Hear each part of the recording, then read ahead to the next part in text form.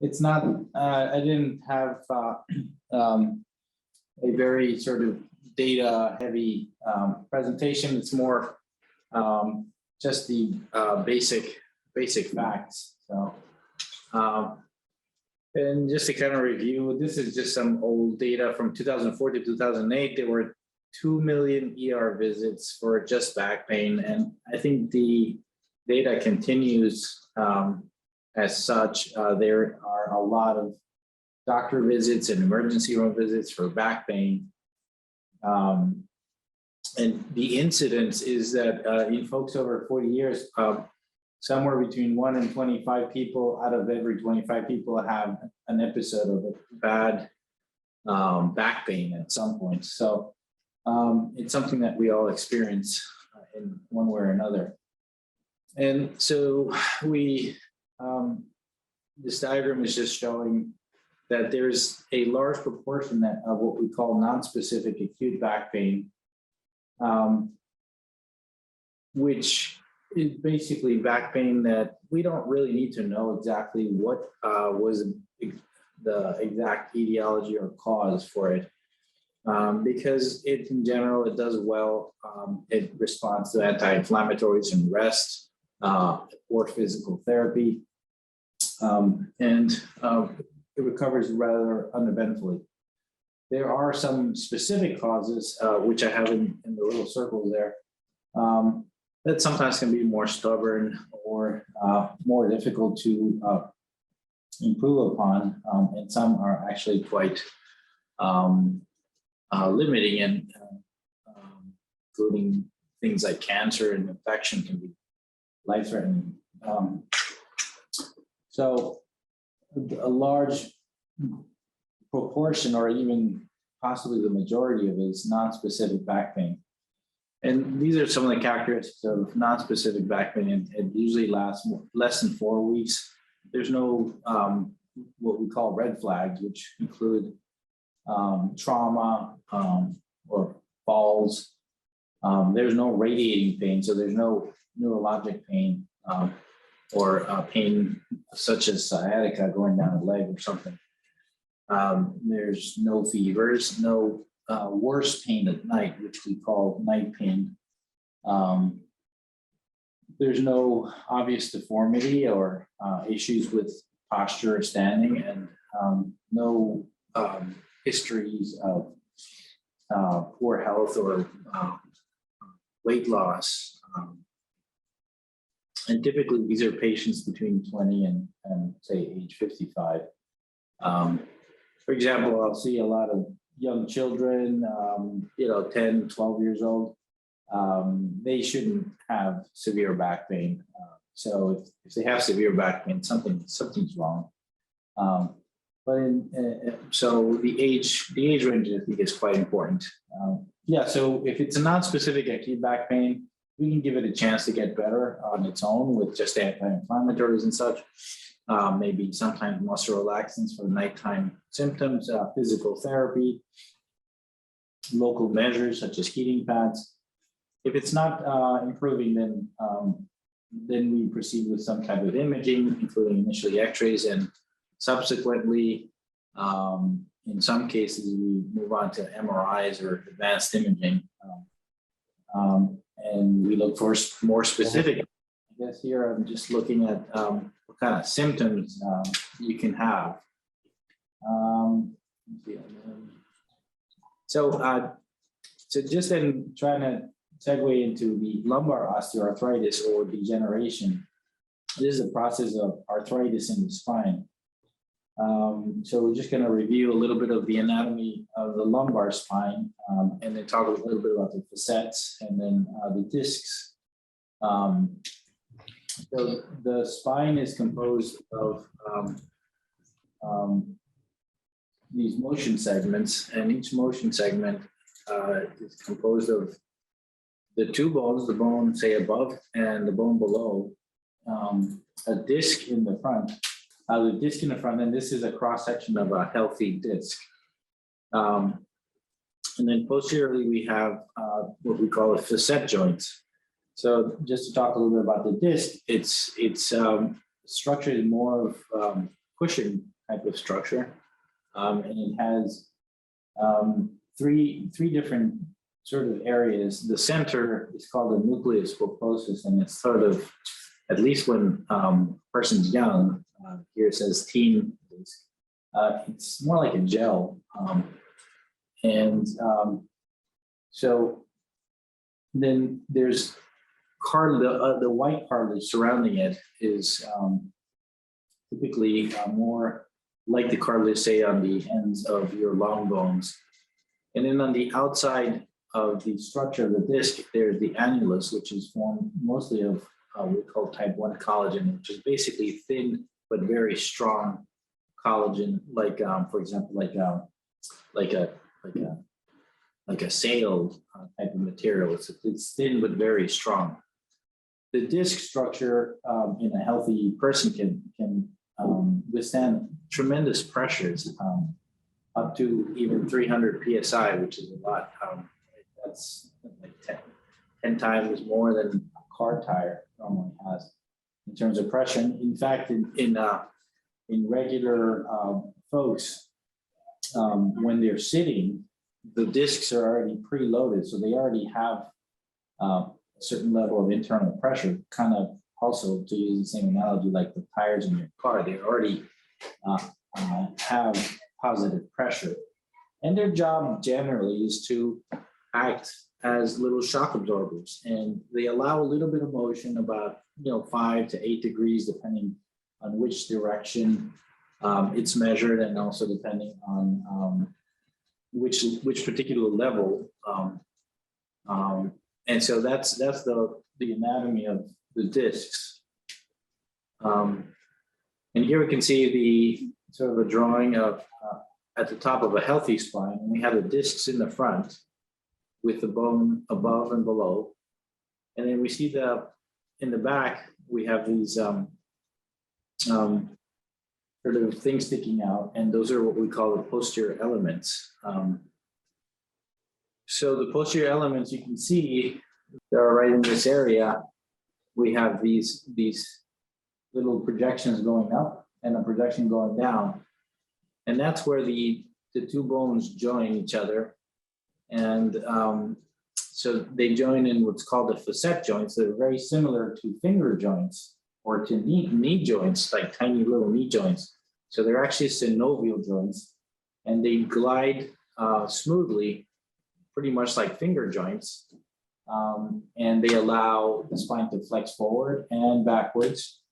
And so these projections here, so this, for example, this area here is called the part, or the pars. And that comes from the Latin for the pars between the upper joint and the lower joint. But basically, these are the posterior elements, and this is called the spinous process. So these little joints also make up the motion segment. So each level in the spine has a disc in the front and two of these facet joints. And they're very different types of joints. So again, the disc is more of a shock absorber, and it has cartilage, but there's no gliding happening there. And then the facet joints, they have cartilage like the knees or the elbows or the fingers, and they allow gliding motion. So there's a lot of studies that look at population and looking at the correlation between the disc degenerating or acquiring arthritis, and for example, knee arthritis, and they're very different types of joints. And so it's not surprising that the correlation is not tight between disc arthritis and say knee and hip arthritis, but there is a tight correlation between facet joint arthritis and knee and hip arthritis. So as the spine starts to get arthritis, we start to see changes. And sometimes when you see the orthopedic surgeon or spine specialist, they'll mention bone spurring and or bone spurs and narrow disc. And what they are is these are indirect sort of signs of the process of degeneration or aging of the spine. but in and of themselves, they're not necessarily a problem. So the bone spurring, we start to see these little projections sticking out of the spine, and they can start sometimes in folks in their late 30s, 40s. The narrowing of the disc is another feature of the arthritis in the discs. So when we start out, the L4-5 and the L5-S1 discs, which are the lowest two discs, are typically the tallest discs in the lower back. And they are wedge shaped, so they're not rectangular shaped, they're more like trapezoidal shaped. And they are really tall discs. And in some folks, they're even taller than in others. And so as folks lose height and acquire narrowing of the discs, they're potentially the height of the spine decreases, and these spaces which are available here for nerves to come out of the spine or to go through the legs, they can get a little bit more crowded or narrowed. So we lose height, things get a little more crowded.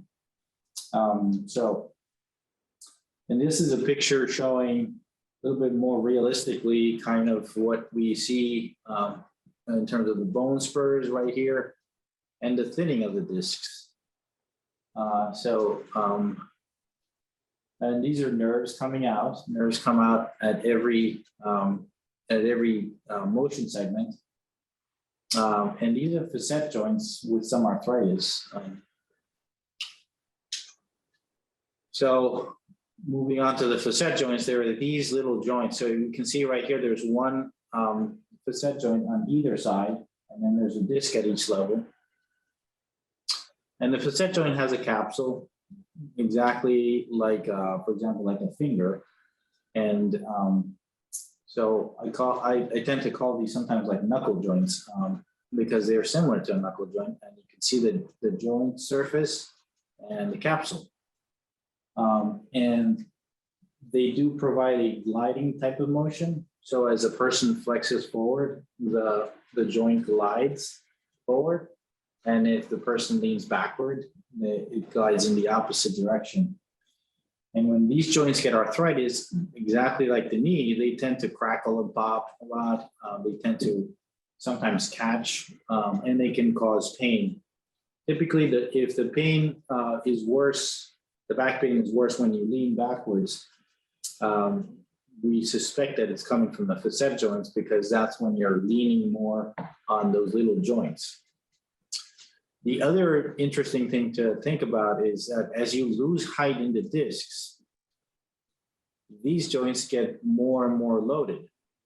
Initially, say, to give it a number, but I'm not even sure that that's an exact number, but say at the beginning, when you're 18, 19, 20 years old, the idea is that it's sort of like a tripod. So you have pressure, 1/3 of the pressure is going through, of the load is going through the disc, and 1/3 is going through each facet joint.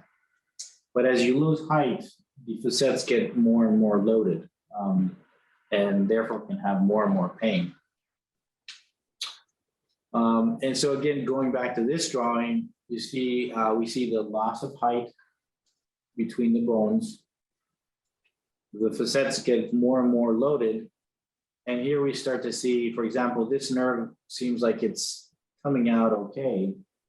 But in this one, due to the loss of height, this lower portion of the facet joint is now driving right into the nerve and pinching it. And you can see that here too. So that's where we start to have trouble sometimes in some folks with spinal arthritis. Now it turns out that some people, sort of the intelligent design from the get-go is that it's already calculated in, so to speak, that you're going to lose height, and there's enough room for the nerves to be okay. as you lose height. So some people are totally fine with the development of these arthritic changes, and other folks they tend to not be fine because the original design was not sort of taking into account the loss of height. Now, these folks tend to have what we call congenital narrow spinal canal features. So we can kind of sort of tell by looking at advanced imaging that some folks may be at a higher risk for having problems as they get older. So what kind of symptoms can we have from the process of arthritis, where we can have back pain? We can also have leg pains, and it's as simple as that. It just means pain in the leg area. And it can be either radicular pain, which is also what we call nerve pain, or referred pain. Referred pain tends to be sort of a splotchy, kind of a dull, achy type of pain. We can also have other problems such as numbness, tingling, pins and needles, burniness. We can have weakness, and when we measure the muscles. So all these kinds of problems can result from spinal arthritis. That back pain pretty much speaks for itself. Is pain just located in the back, tends to be better with lying down. I'll often hear that somebody will throw their back out and they spent the night on the floor. Tends to feel better when it's not being loaded, and it's hard to get up and move around. The referred pain pattern, this is kind of blurry, but it kind of goes to the point that a referred pain pattern is sort of a blurry type of pain that folks feel just kind of a splotch. For example, this is the neck area, but you know, people can sometimes feel like a splotch of pain, and it's hard to say. And patients will come in, hey, doc, my shoulder blade hurts, or my hip hurts, and they'll say, well, my hip, meaning the buttock, hurts. So they'll go see a shoulder doctor, and the shoulder doctor will say, well, it's not your shoulder, it's probably coming from your neck. Same thing with a hip replacement doctor they'll say, well, this pain here is not coming from your hip joint, it's probably coming from your back. And then there's the radicular pain patterns, and these are kind of interesting because if we have enough folks listening to this, you may recognize some of these distributions from things you felt. For example, this is the L5 distribution, which goes down on the lateral aspect of the lower leg and goes to the top of your foot. Some patients describe an L5 pain also feeling a grabbing or pressure around the ankle. S1 tends to go straight down the back of the leg with some on the bottom of the foot and on the small toe. We also have L4 tends to be a little bit different. L4 wraps around to the front of the leg, and we have some of the actual things that we can notice with L4. We lose the patellar tendon reflex. Now, a lot of doctors do it for different reasons, but the reflex exam, which is such a classic for doctors to do, really is information gathering for the status of the L4 nerve root. And so the first thing that happens when that nerve is being pinched is that the reflex disappears. And for the L5, we lose toe strength. And for the L4, typically we can get a foot drop. I guess this is what that's trying to show.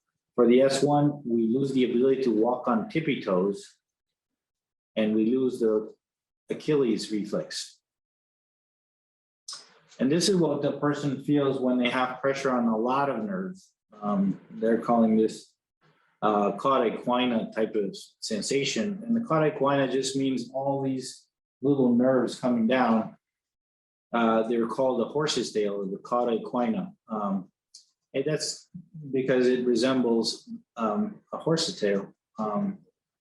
And this is what that person would feel, is sort of broader area in both legs, and specifically affecting the perineal area.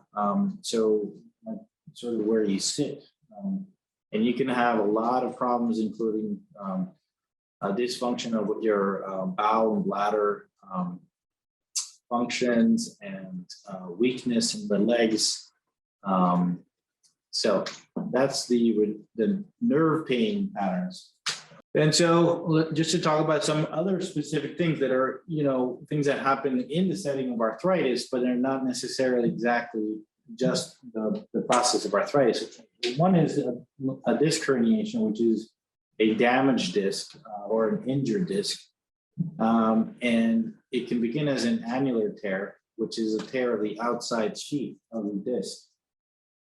And then that can move on to a herniation, in which the disc material can start to bulge through the weak area in the wall. And then finally, you can have an extrusion when the disc material completely comes out of its proper place and is now sitting outside of the disc space. And this is just a picture of a disc herniation, which we call HNP,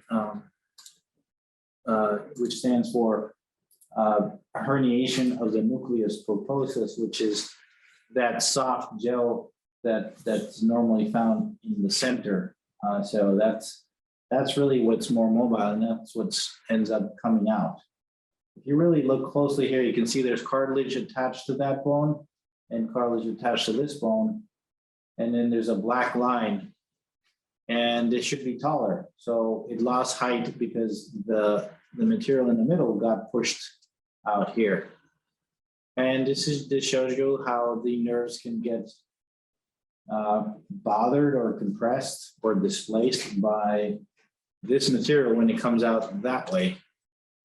Sometimes it can come out the other way towards the front, and in those cases, it doesn't bother the person at all. So that's a disc herniation. This is another kind of drawing showing how a disc herniation can come out through a tear in the sheath. This is this outside sheath. And it can come out and push on a nerve. And all this, the dots and the red stuff also kind of signify that it's not just pressure. Sometimes there's also an inflammatory response that can cause inflammation or irritation of the nerve without, say, for example, too much pressure. The other term is spinal stenosis, and it's a term that sounds very nice because it's in Latin, but it really just means narrowing. As simple as that. And we had talked about some folks having a congenitally narrow spinal canal, which means that their spinal canal from birth just was not as big as it is in some other folks.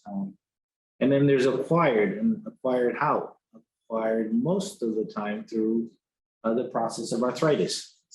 And sometimes, just to use an analogy, I'll say it's like having rust on the inside of a pipe. So the spinal canal is a conduit for your nerves, and so it's sort of like a pipe that carries the nerves to your legs. So that is the sort of second function of the spine. The first function of the spine is to serve as a structure that holds you up and as the origin and the source for the muscles that help you stand up. So that's the first function of the spine, and the second one is to serve as a pipe or a conduit for the nerves. And here we can see a couple of features of stenosis when it's bad. This is bad multi-level stenosis. We can see here the nerves are coming down, And we have spinal fluid, which is this white stuff. It's just very close to just in regular water. And the nerves like to float in that water. I guess in part for nutrition and in part just to allow motion as the person moves around. And in this area, for example, there's narrowing. And so in this area, what the rust that's causing the narrowing consists of a little bit of arthritis at the disc. It's coming out and making it narrow. This black stuff, which is a ligament between the two bones, is doing what we call infolding and thickening. And in part, it is a degeneration of that ligament, but in part, it's also when you lose height and you have sort of an elastic band pulled tight. If you lose the height, the elastic band gets a little thicker and can infold. And so that's what it's doing. This person lost height here and it's now infolded. And this ligament is very elastic. In fact, it's called the yellow ligament because it has elastin in it, which is elastic. And so this person has stenosis here, here, and here. And another feature we can see, we can see these sort of squiggly lines. These squiggly lines are, it's not clear what they are, but they can represent either the nerves kind of getting caught below that and the nerve roots getting caught below that and appearing disordered. It could also signify that the pressure is causing the nerve roots to become a little bit engorged with blood, sort of like varicose veins kind of. But when we see this, it usually means that somewhere below that, there's real severe stenosis. And in fact, in this, of all these levels, this is the worst one, the worst level. So we'll move on to the next sort of issue that folks can have coming for arthritis. So this is just a little bit more about the stenosis. This is a normal, say a normal spacious spinal canal. We can see all the spinal fluid. The nerve roots are coming down. On this MRI, we can see that the person looks like, or the patient looks like he's standing, but MRIs are actually taken lying down. So, so this is not the correct position. And what happens is the nerves are kind of floating, the nerve roots are floating in that fluid, and they basically settle down to the bottom of the pool of water, basically of CSF. And so you can see them, they're all lying here on the bottom of the ocean here. And so that just means that there's a lot of extra room here. And in this drawing, we can see when it gets narrow. And this is sort of another picture showing the similar multi-level stenosis. And then the next issue we can get from arthritis is these are joints, right? So a joint can get lose sort of its stiffness and its stability, and it can start to develop what we call micro instability. And the fancy term, or the medical term, is spondylolisthesis, which just means spondylo is spine, and listhesis means shifting shifting. So basically, in what it means at core is that the spine has become loose in a particular segment, in a motion segment, instead of being a tightly bound two sets of bones. Now they're loosey-goosey, and now they can move in ways that are not normal. And that can both cause back pain, but it also causes narrowing of the spinal canal. Remember, we said that the spinal canal is sort of like a pipe that carries your nerves. But in reality, this pipe is made of rings, sort of like a flexible pipe. that sometimes we can buy at Home Depot or something like that. It's actually made of rings and you can bend it.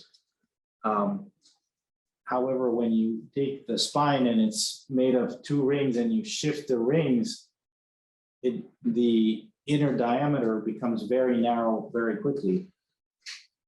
And so we can see that right here. So this is the number 4 bone shifted forward on the number 5 bone. And on MRI, we can see that that shifting causes narrowing right here. Because this ring at this level went forward and this ring is all the way back here. So this specific form of arthritis can cause narrowing as well. Typically it's a one level type of narrowing as opposed to multi-level narrowing.